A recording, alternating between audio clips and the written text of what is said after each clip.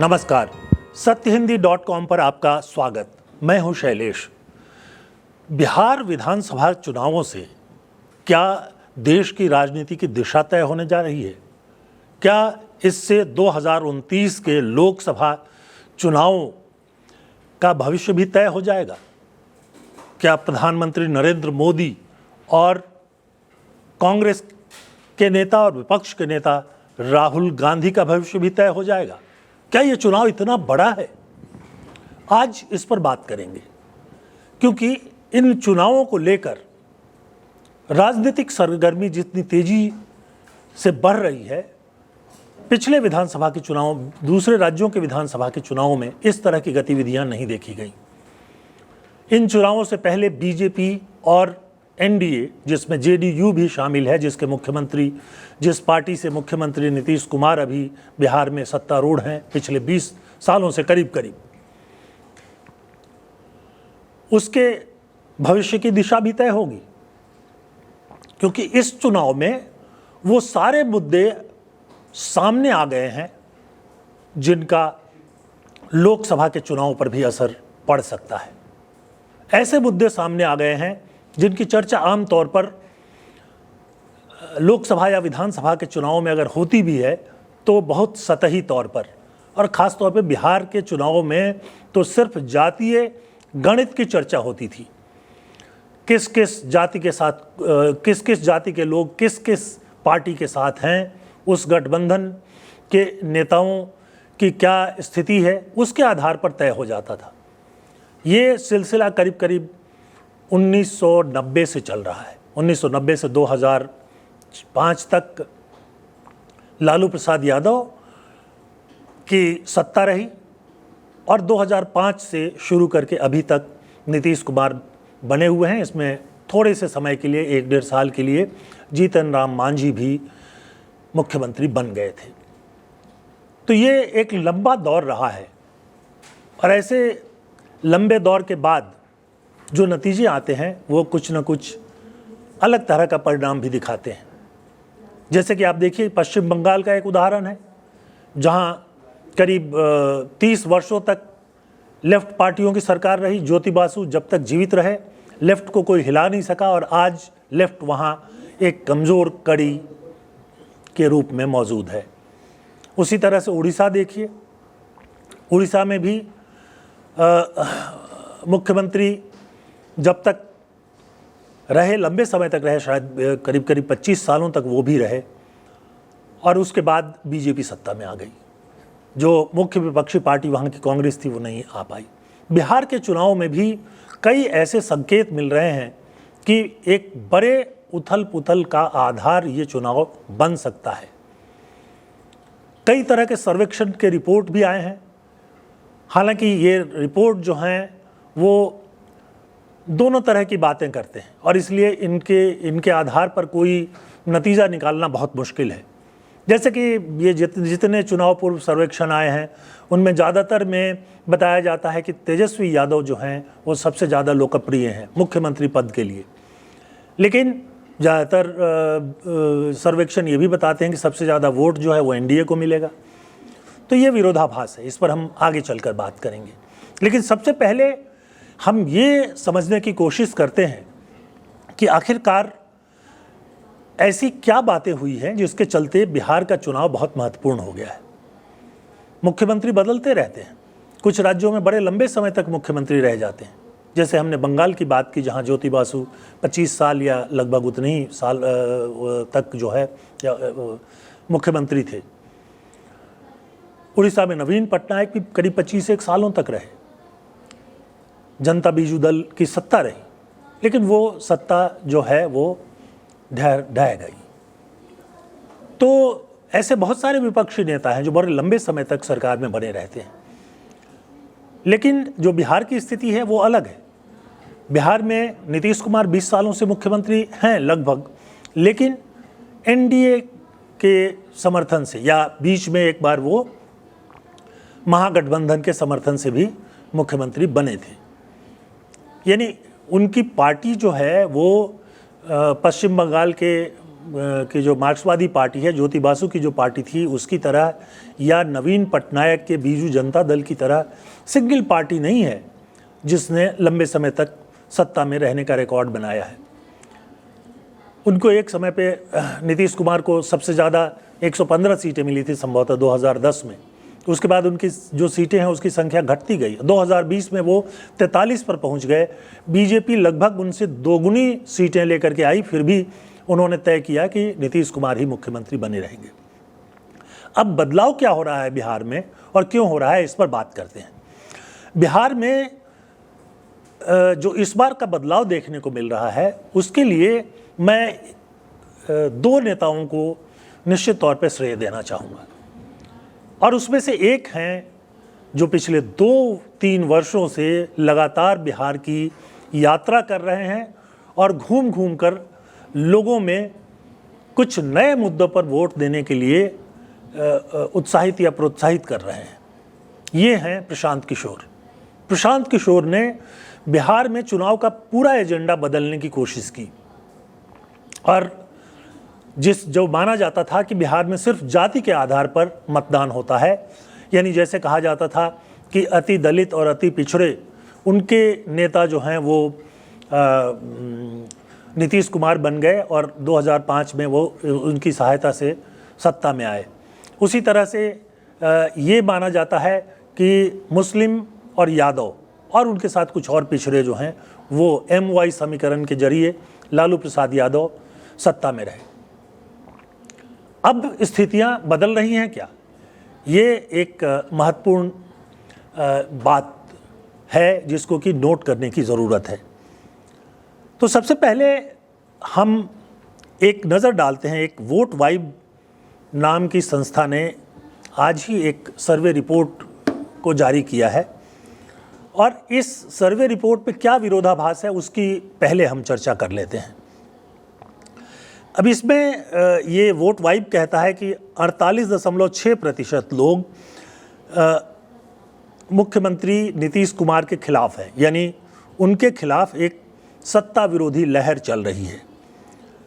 दूसरे में वो कहते हैं कि मुख्यमंत्री के लिए तेजस्वी सबसे ज़्यादा लोकप्रिय हैं, करीब 35% लोग उनको मुख्यमंत्री देखना चाहते हैं, और नीतीश कुमार 22-23 के आसपास रह गए हैं। लेकिन उसके बाद वो कहते हैं कि एनडीए का वोट शेयर जो है महागठबंधन से करीब 1.5% ज़्यादा होगा।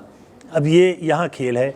1.5% ज़्यादा वोट का मतलब होता है कि इतने में तो खेल हो जाता है, यानी वो एक तरह से संकेत दे रहे हैं कि सब कुछ के बावजूद वापसी एनडीए की होगी, नीतीश और बीजेपी और जो उनका गठबंधन है उसकी ही सरकार बनेगी।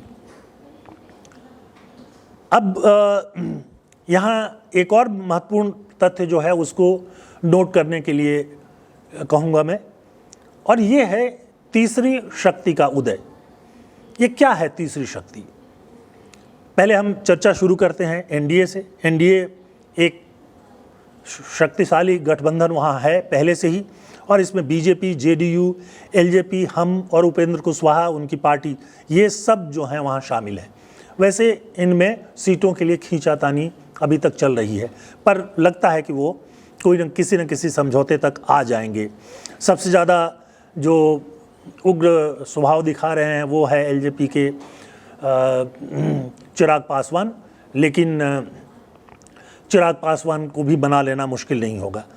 उसके बाद महागठबंधन है जिसमें आरजेडी, कांग्रेस, वामपंथी दल, वीआईपी ये हैं। इनमें भी टकराव चल रहा है। वीआईपी को ज़्यादा सीट उनकी तरफ से मांग की जा रही है, वो वाम दल भी ज़्यादा सीट मांग रहे हैं। जाहिर है कि कांग्रेस की सीटें कम होगी क्योंकि आरजेडी अपना सीट कम करने के लिए शायद तैयार नहीं हो। लेकिन जो सबसे महत्वपूर्ण बात है कि इसमें इस चुनाव में नए मुद्दे आए हैं, और ये क्या मुद्दे हैं?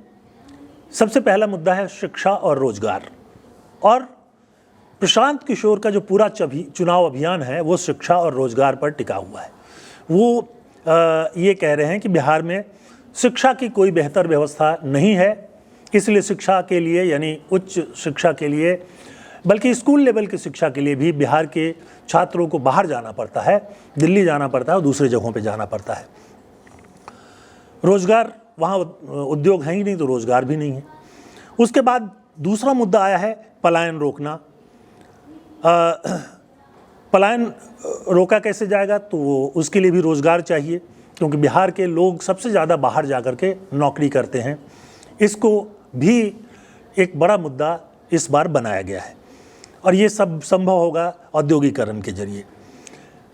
दूसरे नंबर पे राहुल गांधी आते हैं, जिन्होंने संविधान बचाओ यात्रा की वहाँ, और लगभग पूरे बिहार में वो गए और संविधान बचाने की जब वो बात करते हैं तो ये भी कहते हैं कि दलितों और पिछड़ों के अधिकारों को ख़त्म करने की कोशिश की जा रही है और इसलिए पिछड़ों और दलितों के अधिकारों की रक्षा के लिए संविधान की रक्षा ज़रूरी है। राहुल गांधी ने एक और मुद्दा जो है वोट चोरी और मतदाता सूची में गड़बड़ी को राष्ट्रीय स्तर पर एक वो बना दिया। तो ये जो स्थितियां आप देखते हैं वो ये बता रही हैं कि जो बिहार में है ये मुद्दे इस बार बढ़ गए हैं। अब सवाल ये उठता है कि क्या जो गठबंधन है, जो जातीय समीकरण के आधार पर चल रहे हैं, वो गठबंधन टूट जाएंगे। जैसे कि एनडीए को अगर लें तो एक तरफ बीजेपी के साथ लगभग सवर्ण हैं, लगभग सब सवर्ण जातियां जो हैं लगभग एकजुट रही हैं। उसके बाद जेडीयू के साथ अति दलित और अति पिछड़े रहे हैं और जेडीयू के साथ अति दलित और अति पिछड़े तो हैं ही, उसके साथ साथ उन्होंने इस बार जीतन राम मांझी को भी अपने साथ रखा है, जो अति दलितों के नेता हैं। चिराग पासवान भी साथ में हैं, जो कि दलितों के नेता हैं। चिराग पासवान पिछली बार इस गठबंधन में शामिल नहीं हो पाए थे और उन्होंने जेडीयू के जितने उम्मीदवार थे उनके खिलाफ अपने उम्मीदवार खड़े किए और इसलिए बताया जाता है कि जेडीयू के जीते हुए उम्मीदवारों की जीतने वालों की जो संख्या है वो कम हो गई थी। तो एक तरफ ये जातीय समीकरण तैयार है और दूसरी तरफ आरजेडी कांग्रेस ने भी जो उनके उसमें हस्तक्षेप करने की कोशिश की है और इस रूप में आप ये देखेंगे कि इन्होंने जो गठबंधन बनाया है उसमें एक तो वीआईपी को शामिल किया है जिसमें मुकेश सहनी है, उसके अलावा वामपंथी दल जिनका कि दलितों और अति पिछड़ों पर काफ़ी असर है। इनफैक्ट दलित और पिछड़े ही बिहार में वामपंथी दलों के मुख्य आधार हैं। उसके अलावा कांग्रेस के जरिए वो सवर्ण वोट में छेद करने की कोशिश कर रहे हैं। इसी तरह से अगर आप देखें तो ये पाएंगे कि जन सुराज पिछले 2 सालों में उभर करके एक महत्वपूर्ण राजनीतिक शक्ति के रूप में उभरा है। वोट कितना मिलेगा ये इसको लेकर जो सर्वे रिपोर्ट आ रहे हैं वो भी कुछ खास बात नहीं कर रहे हैं, लेकिन एक बात ये है कि प्रशांत किशोर ने वहाँ का जो युवा है उसके भीतर एक नई चेतना भर दी है कि आप जो है अपने रोजगार के लिए और अपनी अच्छी शिक्षा के लिए वोट करो और अगर आप ये नहीं करते हो तो आपके यहाँ ये अच्छी व्यवस्था कभी नहीं होगी और आपके यहाँ से पलायन नहीं रुकेगा। आप दूसरे राज्यों में जाकर मजदूरी करोगे, वहाँ अपमानित भी होना पड़ सकता है और होते ही रहते हैं। बिहार में कई जगह इस तरह की सूचनाएं देखने को मिलती ही रहती हैं। अब यहाँ पर 2 और ताकतें हैं जिनकी चर्चा जो है वो करने की ज़रूरत है और ये जो ताकतें हैं, एक तो बीएसपी है, बहुजन समाज पार्टी, मायावती की पार्टी, जो उत्तर प्रदेश में अच्छी खासी राजनीतिक शक्ति रखती है। हालांकि उनकी शक्ति में क्षय लगातार उत्तर प्रदेश में दिखाई दे रहा है, लेकिन वो बिहार में काफ़ी संख्या में उम्मीदवार खड़ा कर रही हैं और क्या ये उम्मीदवार जो हैं दलित वोटों को उनकी तरफ ले जाएंगे। दूसरा जो है आम आदमी पार्टी, वहाँ सभी सीटों पर लड़ने की घोषणा कर दी है। आम आदमी पार्टी और जो जन सुराज पार्टी है उसके जो समर्थक हैं एक जैसे हैं, युवा, शिक्षित और वो लोग जो भविष्य को लेकर के नई उम्मीद रखते हैं। तो इसके अलावा AIMIM जो ओवैसी की पार्टी है वो भी काफ़ी इलाकों में जो मुस्लिम बहुल क्षेत्र हैं वहाँ पर अपने उम्मीदवार खड़े करेंगे, तो इनका क्या असर पड़ेगा। लेकिन कुल मिलाकर के एक नए बहस को बिहार ने जन्म दे दिया है और इस चुनाव के नतीजों से ये पता चलेगा कि इसके बाद के जो विधानसभा चुनाव होंगे और 2029 में जब लोकसभा का चुनाव होगा तो क्या मुद्दे होंगे और किस दिशा में राजनीति जो है वो जाएगी, और इसलिए इस चुनाव पर नज़र रखना बहुत ज़रूरी है। आज इस अंक में इतना ही। अगले अंक में आपसे फिर मुलाकात होगी, लेकिन चलते चलते एक अनुरोध कि अगर आपने हमारा ऐप यानी satyahindy.com का ऐप अभी तक डाउनलोड नहीं किया है तो कृपा करके डाउनलोड कर लीजिए। बेल आइकन जो है उसको भी दबा दीजिए ताकि आपको हर प्रोग्राम की सूचना तुरंत मिल सके, और उसके अलावा कमेंट में अपनी राय बताइए। आप हमसे सहमत नहीं हैं तो भी आपकी राय का हम सम्मान करते हैं। तो आज के लिए बस इतना ही। धन्यवाद, नमस्कार।